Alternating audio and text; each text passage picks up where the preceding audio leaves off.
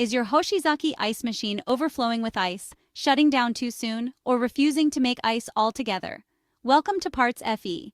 Don't worry, the entire unit may not be the problem.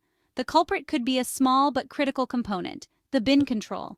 This part works like the machine's traffic light, signaling when the ice bin is full and when production should continue.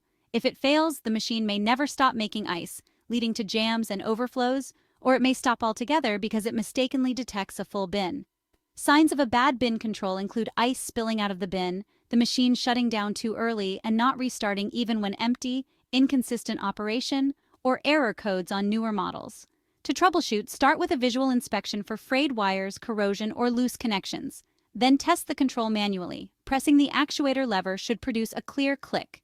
If there's no click, the part is likely faulty. For confirmation, use a multimeter. Pressing the lever should show continuity, while releasing it should read open. If the readings don't match, replacement is necessary. Replacing the bin control is straightforward.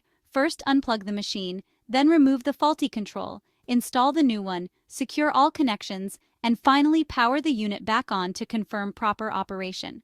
Regular maintenance and timely replacement of small components like the bin control can save you from costly downtime. Always keep a spare bin control on hand if your machine is heavily used. A properly functioning bin control ensures smooth, consistent ice production every day. For trusted commercial ice machine replacement parts, visit PartsFe.com in the USA, UK, and Canada.